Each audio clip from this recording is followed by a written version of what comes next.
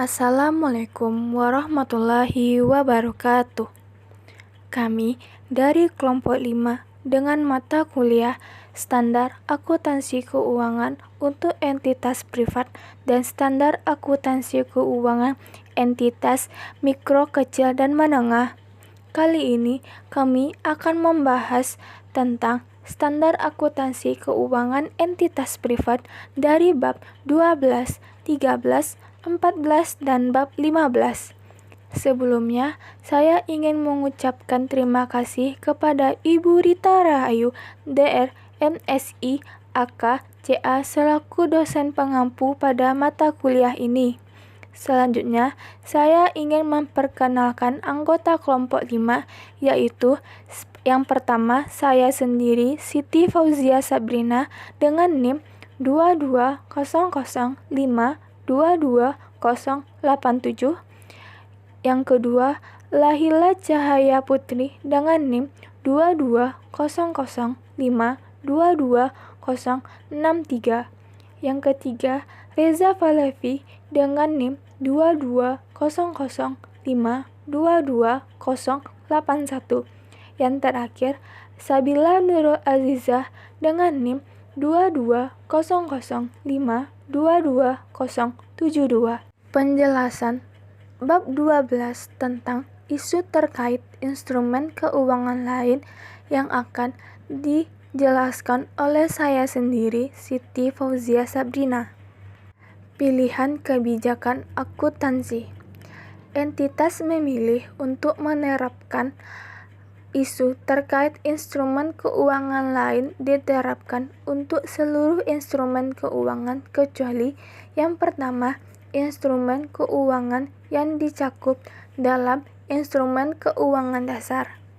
Yang kedua, investasi pada entitas anak, entitas asosiasi, dan ventura bersama yang dicatat sesuai dengan laporan keuangan konsolidasian dan laporan keuangan tersendiri, serta investasi pada entitas asosiasi atau investasi pada ventura bersama.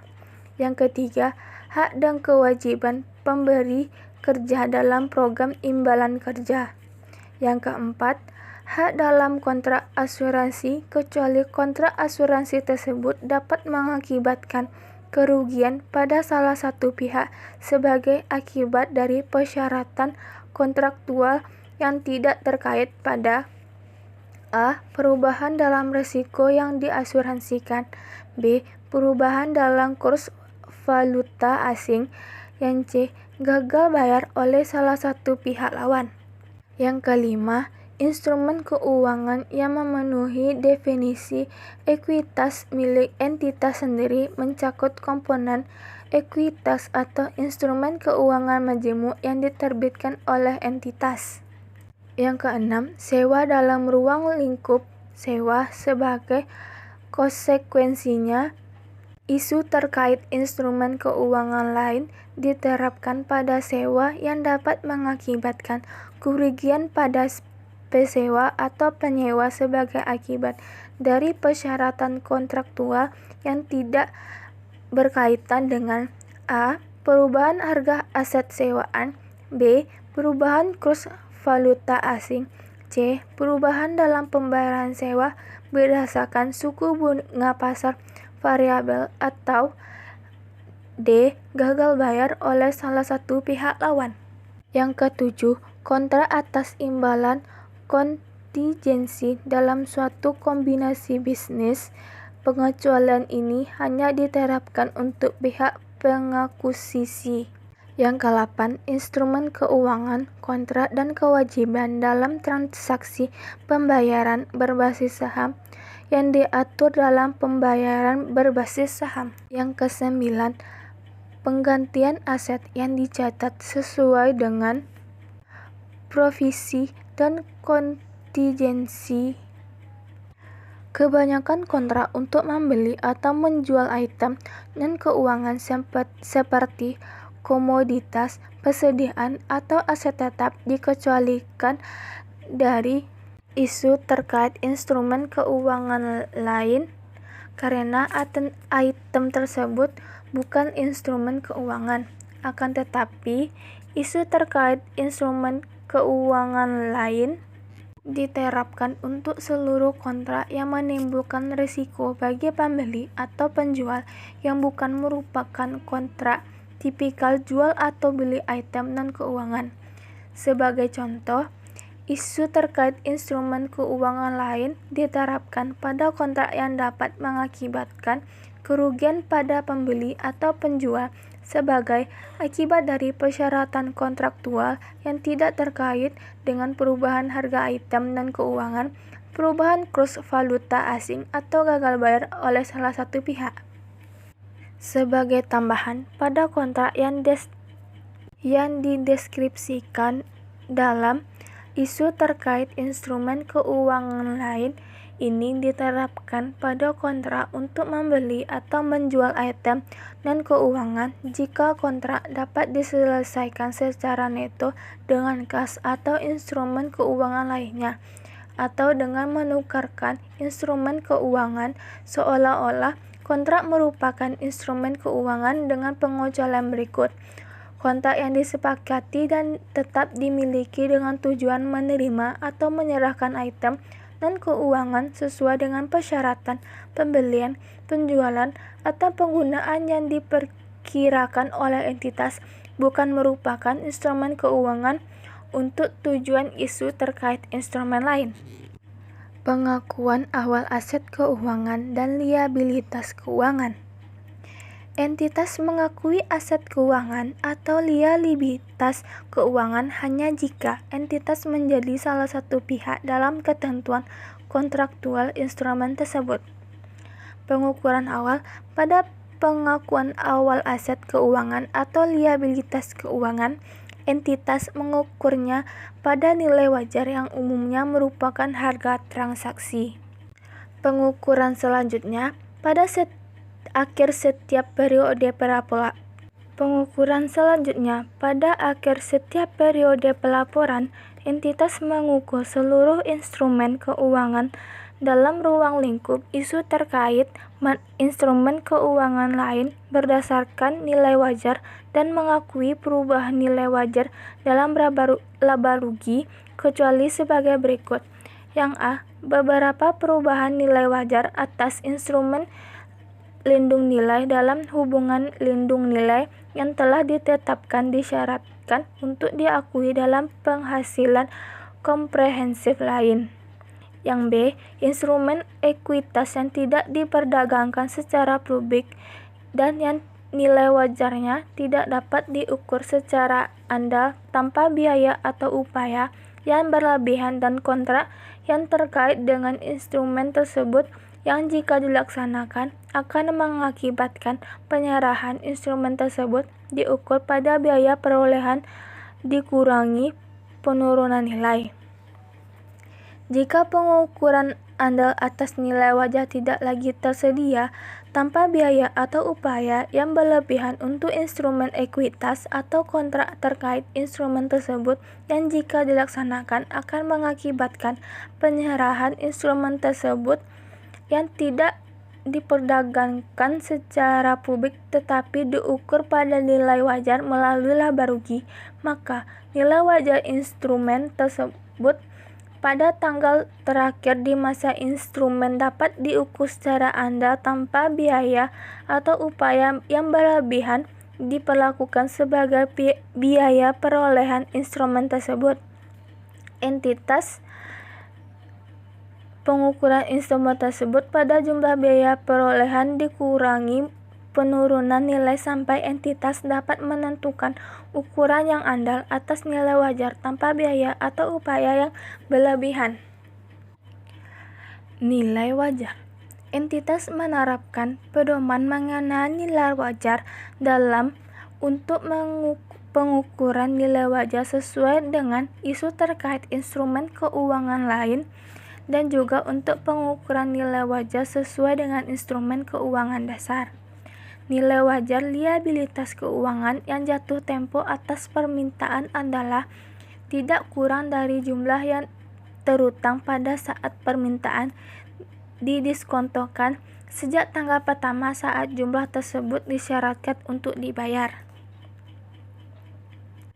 Entitas tidak memasukkan biaya transaksi dalam pengukuran aset dan liabilitas keuangan yang selanjutnya akan diukur pada nilai wajar melalui laba rugi. Jika pembayaran untuk suatu aset ditangguhkan atau didanai pada suku bunga yang bukan merupakan suku bunga pasar, maka entitas pada awalnya akan mengukur aset pada nilai sekarang pembayaran masa depan yang didiskontokan pada suku bunga pasar. Akuntansi lindung nilai.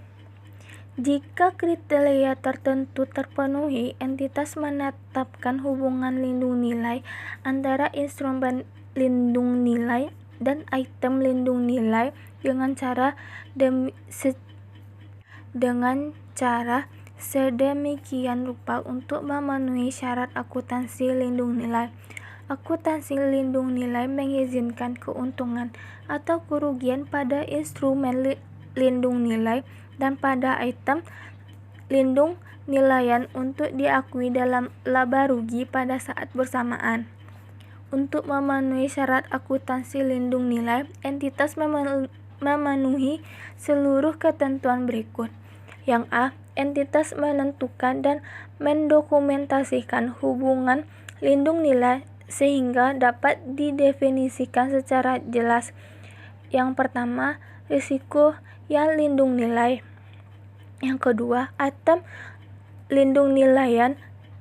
Dan ketiga, instrumen lindung nilai dan risiko dalam item lindung nilaian merupakan risiko yang dilindungi nilai oleh instrumen lindung nilai. Yang B. Risiko lindung nilaian adalah salah satu risiko yang diatur dalam pengukuran awal. Yang C. Instrumen lindung nilai adalah seperti yang diatur dalam akuntansi lindung nilai. Yang D. Entitas memperkirakan instrumen lindung nilai sangat efektif dalam menutup kerugian risiko lindung nilai yang ditetapkan. Efektivitas lindung nilai adalah sejauh mana perubahan dalam nilai wajar atau arus kas dari item lindung nilai yang dapat diatribusikan pada risiko lindung nilaian yang dapat saling hapus dengan perubahan nilai wajar atau arus kas dari instrumen lindung nilai.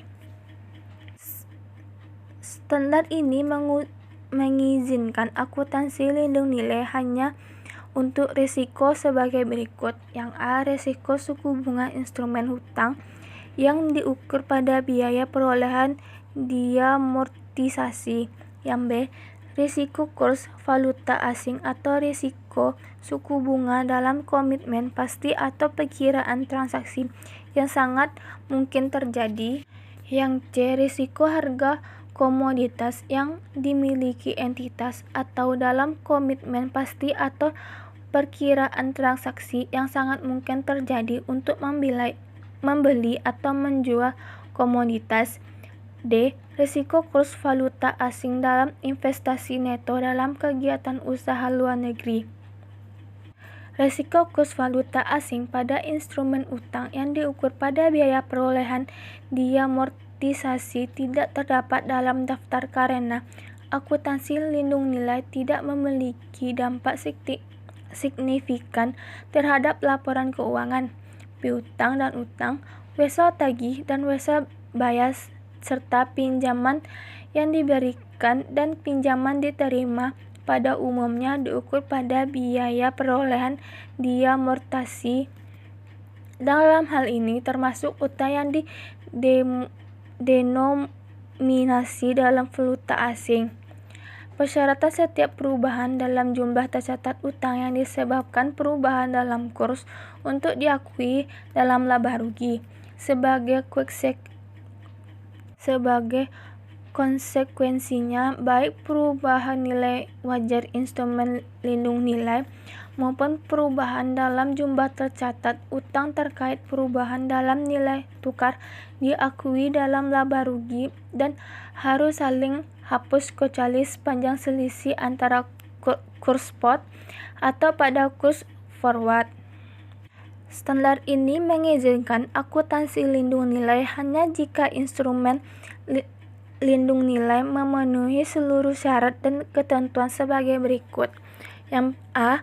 Merupakan swap, suku bunga, swap, valuta asing, forward exchange kontrak valuta asing, atau dalam forward exchange kontrak komoditas, yang diperkirakan sangat efektif dalam saling hapus risiko yang didefinisikan yang ditetapkan sebagai risiko lindung nilaian. Yang B.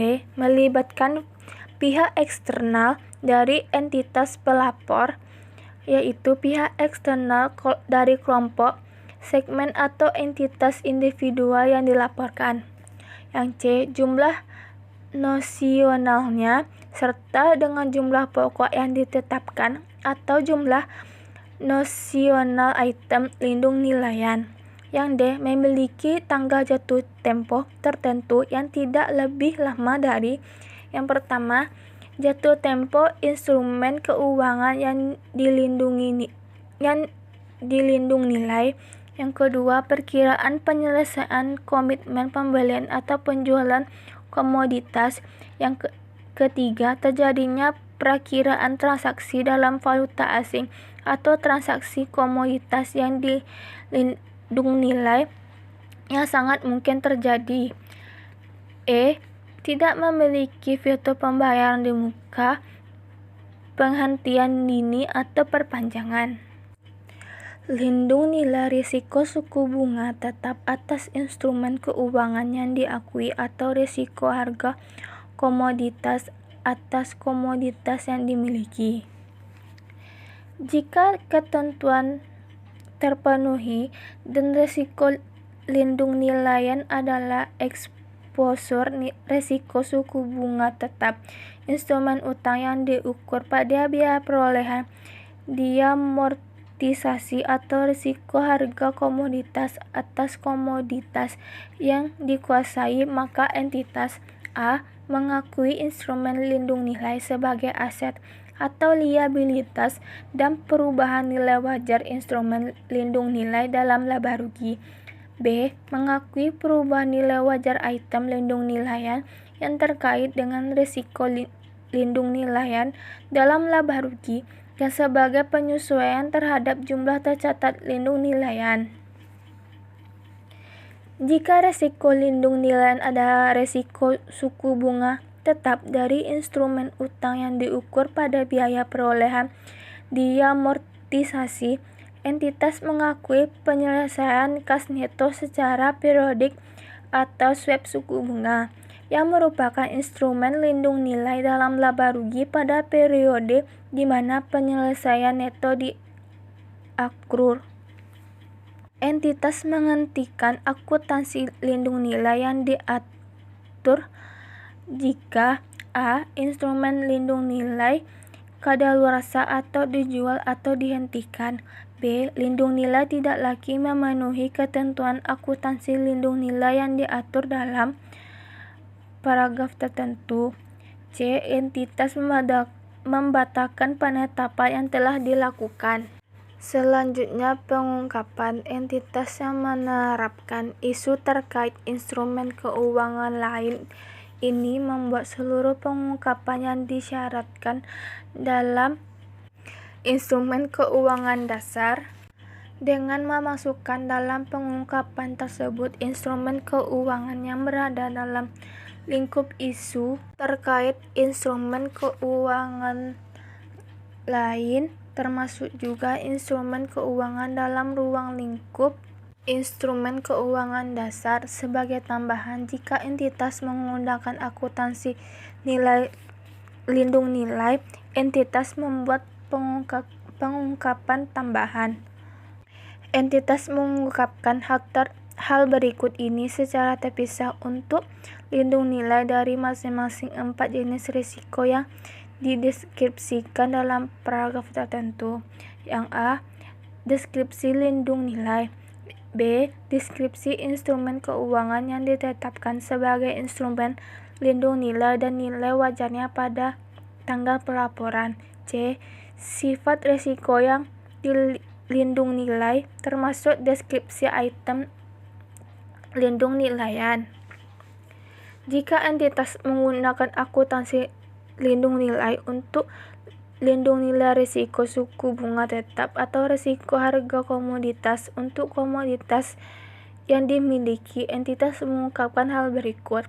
A. Jumlah perubahan nilai wajar instrumen lindung nilai yang diakui dalam laba rugi selama satu periode. B. Jumlah perubahan nilai wajar item lindung nilai yang diakui dalam laba rugi selama periode tersebut.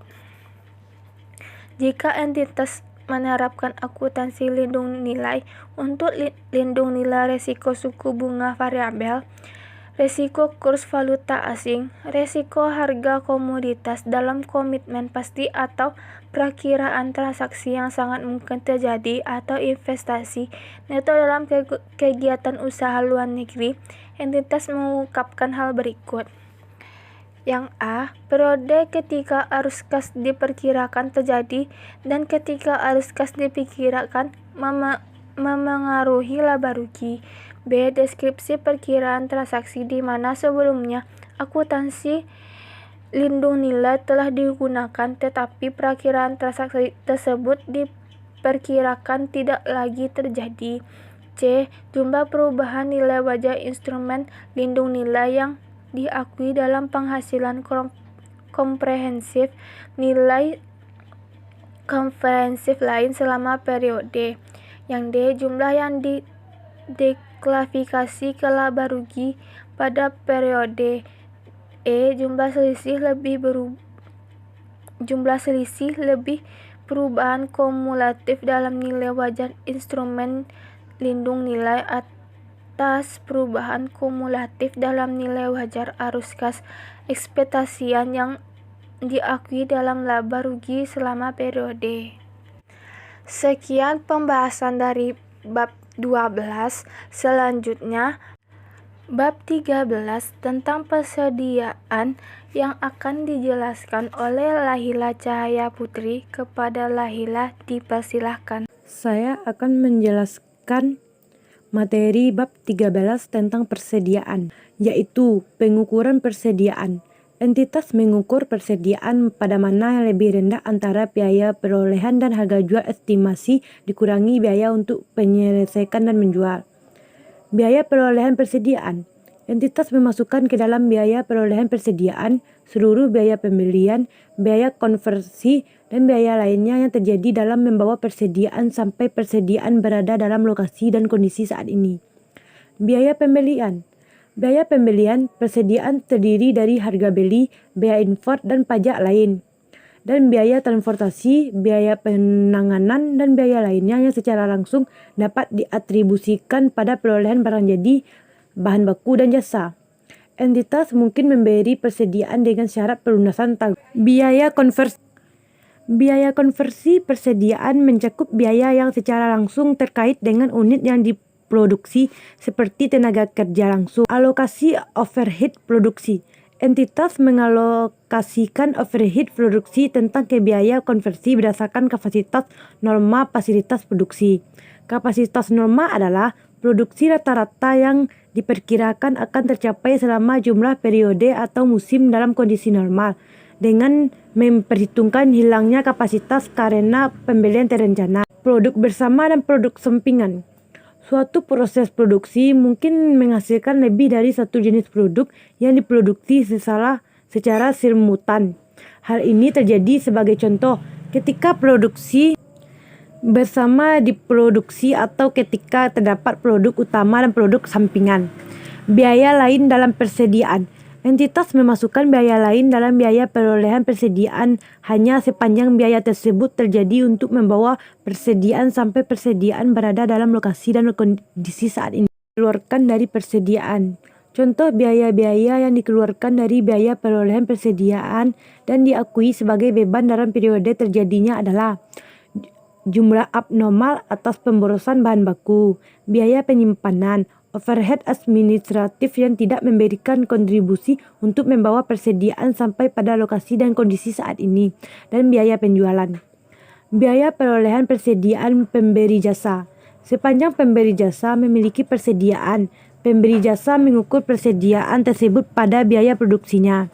Biaya persediaan tersebut terutama terdiri jasa, tenaga kerja, dan biaya personalia lain yang secara langsung menangani pemberian jasa, termasuk supervisi personalia dan overhead yang dapat didistribusikan. Biaya produk agrikultur yang dipanen dari aset biologis. Mensyaratkan bahwa persediaan yang mencakup produk agrikultur yang dipanen entitas dari aset biologis diukur pada pengakuan awal pada nilai wajarnya dikurangi estimasi biaya untuk menjual pada titik panen. Teknik untuk mengukur biaya seperti harga standar, metode eceran, dan harga beli terkini. Entitas menggunakan teknik seperti metode biaya standar, metode eceran, atau harga beli terkini untuk mengukur biaya persediaan jika hasilnya mendekati biaya. Rumus biaya. Entitas mengukur biaya persediaan dari item yang secara langsung tidak dapat dipertukarkan dan barang atau jasa yang diproduksi dan dipisahkan untuk proyek tertentu dengan menggunakan identifikasi spesifik biaya individual. Entitas mengukur biaya persediaan selain yang diatur dalam paragraf dengan menggunakan rumus maksud pertama keluar pertama atau rumus biaya rata-rata ketimbang penurunan nilai persediaan. Entitas untuk menilai pada akhir setiap periode pelaporan apakah persediaan mengalami penurunan nilai, yaitu jumlah tercatat tidak dapat dipulihkan sepenuhnya. Pengakuan sebagai beban. Ketika persediaan dijual, entitas mengaku jumlah tercatat persediaan tersebut sebagai beban dalam periode di mana pendapatan terkait diakui. Beberapa persediaan dalam dialokasikan ke akun aset lain. Sebagai contoh, persediaan yang dilakukan sebagai komponen aset tetap yang dibangun sendiri. Pengungkapan. Kebijakan akuntansi yang diadopsi untuk mengatur persediaan termasuk rumus biaya yang digunakan. Total jumlah tercatat persediaan dan jumlah tercatat menurut klasifikasi yang sesuai bagi entitas. Jumlah persediaan diakui sebagai beban periode. Baiklah, itulah yang bisa saya sampaikan. Sekian, terima kasih. Terima kasih kepada Lahila. Selanjutnya, bab 14 tentang investasi pada entitas asosiasi yang akan dijelaskan oleh Reza Falevi. Kepada Reza, disilakan. Baiklah, saya akan melanjutkan materi bab 14, investasi pada entitas asosiasi. Definisi entitas asosiasi. Entitas asosiasi adalah entitas yang mana investor memiliki pengaruh signifikan dan yang bukan merupakan entitas anak maupun bagian kepemilikan dalam peraturan bersama, termasuk entitas tidak berbadan hukum seperti persekutuan. Pengaruh signifikan adalah kekuasaan untuk berpartisipasi dalam keputusan kebijakan keuangan dan kebijakan operasi entitas asosiasi tetapi tidak mengendalikan atau tidak mengendalikan bersama atas kebijakan tersebut. Jika investor memiliki secara langsung atau tidak langsung, sebagai contoh melalui entitas anak, 20% atau lebih hak suara entitas asosiasi, disimpulkan bahwa investor memiliki pengaruh signifikan, kecuali dapat dibuktikan secara jelas bahwa entitas tidak memiliki pengaruh signifikan. Sebaliknya, jika investor memiliki secara langsung atau tidak langsung, sebagai contoh melalui entitas anak, kurang dari 20% hak suara entitas asosiasi, maka disimpulkan bahwa investor tidak memiliki pengaruh signifikan, kecuali pengaruh signifikan tersebut dapat dibuktikan secara jelas. Dan kepemilikan substansial atau mayoritas oleh investor lain tidak menghalangi investor dari memiliki pengaruh signifikan. Pengukuran pemilihan kebijakan akuntansi, model biaya. Investor mengukur investasi pada entitas asosiasi selain yang memiliki kuotasi harga publikasi pada biaya dikurangi akumulasi rugi penurunan nilai yang diakui sesuai dengan penurunan nilai aset. Investor mengakui dividen dan distribusi lain yang diterima dari investasi sebagai penghasilan tanpa memperhatikan apakah distribusi adalah dari akumulasi laba entitas asosiasi yang timbul sebelum atau setelah tanggal akuisisi. Investor mengukur investasi pada entitas asosiasi yang memiliki kuotasi harga publikasian menggunakan model nilai wajar.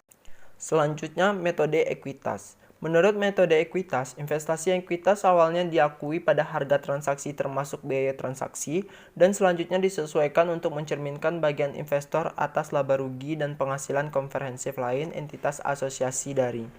Yang pertama, distribusi dan penyesuaian lain ke jumlah tercatat, yang kedua hak suara potensial, yang ketiga goodwill implicit dan penyesuaian nilai wajar, yang keempat penurunan nilai, yang kelima transaksi investor dengan entitas asosiasi, yang keenam tanggal laporan keuangan entitas asosiasi, yang ketujuh kebijakan akuntansi entitas asosiasi, yang kedelapan kerugian yang melebihi investasi, yang kesembilan metode ekuitas. Investor berhenti menggunakan metode ekuitas sejak tanggal saat pengaruh signifikan berakhir. 1. Jika entitas asosiasi menjadi entitas anak atau ventura bersama, investor mengukur kembali kepentingan ekuitas yang dimiliki sebelumnya ke nilai wajar dan mengakui keuntungan dan kerugian yang dihasilkan jika ada dalam laba rugi. Yang kedua, jika investor pengaruh signifikan terhadap entitas asosiasi sebagai akibat dari pelepasan penuh atau parsial, investor berhenti mengakui entitas asosiasi tersebut dan mengakui dalam laba rugi. Selisih antara, di satu sisi, jumlah hasil yang diterima ditambah nilai wajar setiap kepentingan yang tersisa. Di sisi lain, jumlah investasi pada entitas asosiasi pada tanggal pengaruh signifikan hilang. Setelah itu, investor mencatat setiap kepentingan yang tersisa menggunakan instrumen keuangan dasar dan isu terkait instrumen keuangan lain yang sesuai.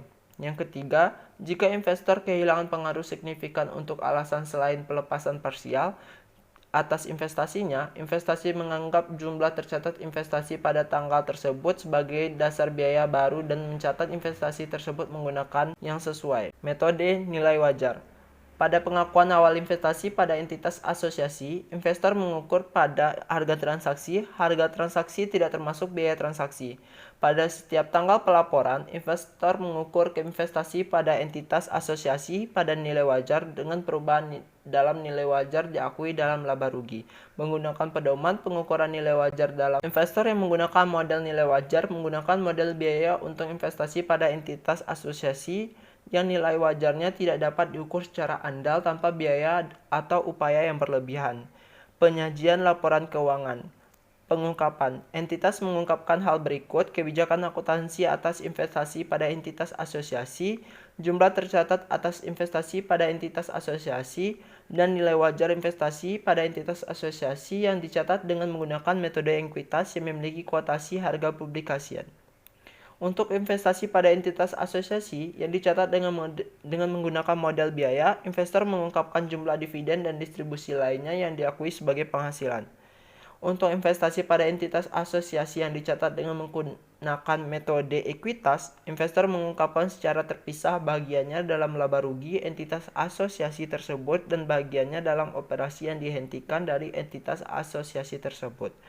Untuk investasi pada entitas asosiasi yang dicatat dengan menggunakan model nilai wajar, investor membuat pengungkapan yang disyaratkan jika investor menerapkan pengecualian biaya atau upaya yang berlebihan dalam paragraf. Untuk entitas asosiasi, investor mengungkapkan faktor tersebut. Alasan mengapa pengukuran nilai wajar berlebihan melibatkan biaya atau upaya yang berlebihan dan jumlah tercatat investasi pada entitas asosiasi yang dicatat berdasarkan model biaya. Sekian materi dari saya kembalikan kepada moderator.